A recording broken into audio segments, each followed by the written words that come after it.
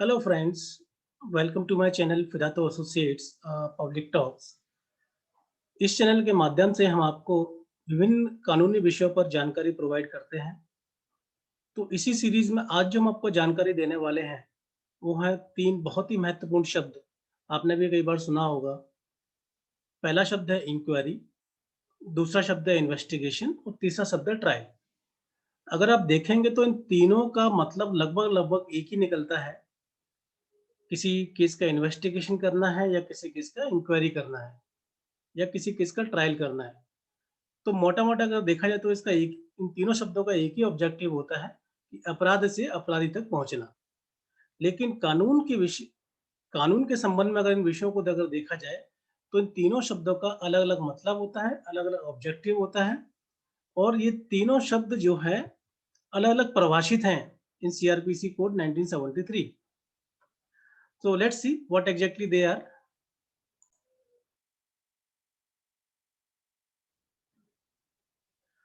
So inquiry, investigation and trial.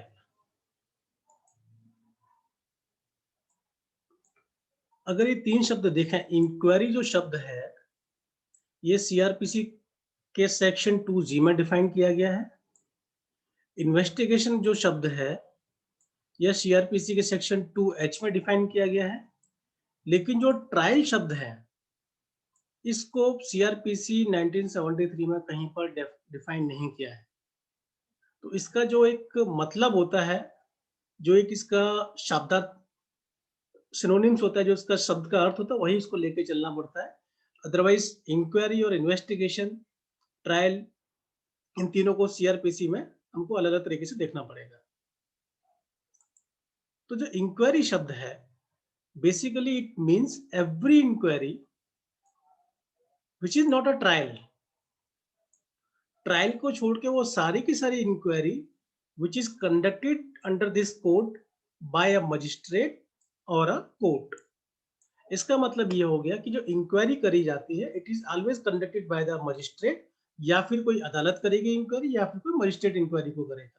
इसके अलावा और कोई तीसरा व्यक्ति इंक्वायरी नहीं करेगा।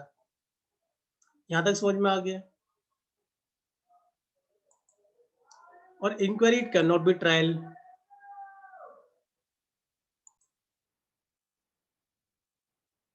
अब बात करते हैं इन्वेस्टिगेशन की।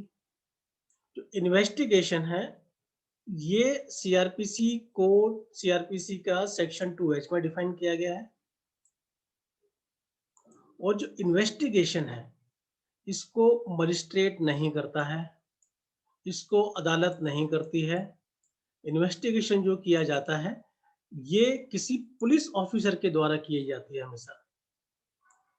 जब एक एफआईआर लिखी जाती है, एफआईआर के बाद इन्वेस्टिगेशन होती है कॉग्निजेबल ऑफेंसेस, या अगर पुलिस ऑफिसर नहीं करेगा तो कौन करेगा? बाय एनी पर्सन, कोई भी व्यक्ति who is authorized by a magistrate. मतलब मजिस्ट्रेट खुद इंक्वायरी इन्वेस्टिगेशन नहीं करता है। या तो मजिस्ट्रेट किसी को अपॉइंट कर सकता है किसी व्यक्ति को इन्वेस्टिगेशन करने के लिए, या फिर कोई पुलिस ऑफिसर इसको इन्वेस्टिगेशन करता है। पुलिस ऑफिसर कब करता है? मजिस्ट्रेट जो किसी व्यक्ति को ऑथराइज करेगा वो कौन से केस में होगा वो भी आपको नेक्स्ट स्लाइड में बताऊंगा। So investigation is it includes all the proceedings, वो सभी प्रोसीडिंग्स जिसका ऑब्जेक्टिव क्या है? For the collection of evidence, सबूतों को इकट्ठा करने के लिए, which is conducted by a police officer or by any other person who is authorized by a magistrate. Correct. Trial की डेफिनेशन इस कोर्ट में नहीं दिया गया, बट ट्रायल कब होता है, क्यों होता है, अगली साइड में पता लग जाएगा। जब मैं कोड की बात करता हूं तो code means civil procedure code. This is an act to consolidate and amend the law relating to criminal procedures. Correct.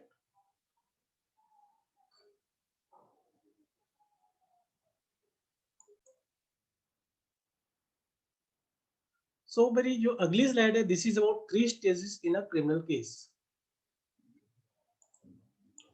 कोई भी अगर क्रिमिनल केस होता है तो उसका 3 स्टेज होती है। एक इन्वेस्टिगेशन होता है, एक इंक्वायरी होता है, ट्रायल होता है। जब मैंने बोला था लास्ट स्लाइड के अंदर कि investigation is conducted by a police officer और by any person who is authorized by a magistrate. तो जनरली क्या होता है जब कोई अपराध होता है तो क्या करता है कोई भी व्यक्ति जब अपराध हुआ तो सबसे पहले वो व्यक्ति कहाँ जाएगा? पुलिस स्टेशन में जाएगा। पुलिस स्टेशन में जाने के बाद वो अपनी एफआईआर लिखवाएगा। एफआईआर लिखने के बाद उस एफआईआर पे एक इन्वेस्टिगेशन ऑफिसर, जिसको हम आईओ बोलते हैं, वो अपॉइंट होगा। वो इन्वेस्टिगेशन करेगा, अपनी पुलिस रिपोर्ट बनाएगा और वो पुलिस रिपोर्ट जो मजिस्ट्रेट के सामने जाके सबमिट करेगा under section 173 subsection 2 of CrPC. फिर आगे की कार्रवाई सीआरपीसी के अकॉर्डिंग होगी, जो भी मजिस्ट्रेट करना होता है। बट कई बार क्या होता है कि जब जो कोई व्यक्ति के अगेंस्ट में कोई अपराध होता है और वो जब पुलिस स्टेशन जाता है, तो उस केस में पुलिस जो है उसकी एफआईआर लिखने से मना कर देती है। तो इस केस में क्या होता है कि उस व्यक्ति के पास एक ऑप्शन होता है कि he will go to a magistrate, अपनी कंप्लेंट लेकर मजिस्ट्रेट के पास जाएँगे। उस कंप्लेंट को जो है ओरली या फिर राइटिंग में उस मजिस्ट्रेट के पास जो है रिकॉर्ड होगा। उसके बाद मजिस्ट्रेट उसकी जो है इंक्वायरी ऑर्डर करेंगे, which may be conducted by a police officer और by any person who is authorized by the particular magistrate. तो ये हो गया। तो इसका मतलब ये है कि इन्वेस्टिगेशन से हम इंक्वायरी में जाते हैं और इंक्वायरी से इन्वेस्टिगेशन में जाके फिर वापस इधर आना पड़ेगा। अल्टीमेटली क्या, दिस इज अ सर्कल। अगर हमने एफआईआर लिख दिया तो इन्वेस्टिगेशन से हम सीधा किधर जाएंगे? इंक्वायरी में जाएंगे। इंक्वायरी के बाद क्या होगा? सीधा हम किस में जाएंगे? ट्रायल में जाएंगे। लेकिन अगर व्यक्ति ने अगर एफआईआर लिखने से मना कर दिया तो व्यक्ति अपनी कंप्लेंट लेके कहाँ जाएगा? मजिस्ट्रेट के पास जाएगा। मजिस्ट्रेट जो इस रास्ते के थ्रू फिर से इन्वेस्टिगेशन के लिए बोलेंगे, फिर से वही साइकिल, इन्वेस्टिगेशन के बाद इंक्वायरी, इंक्वायरी के बाद ट्रायल। जो इन्वेस्टिगेशन है, it is conducted by a police officer, जैसे पहले बताया, और by any person authorised by a magistrate. The purpose of this investigation is to collect the evidences to prosecute the case, and this is not a judicial proceeding. Inquiry जो होती है, it is conducted by a magistrate. इसका purpose क्या होता है कि जो facts magistrate के सामने लाए गए हैं, जो पुलिस रिपोर्ट में दिए गए हैं, वो फैक्ट सही है कि गलत है, उसके लिए इंक्वायरी की जाती है।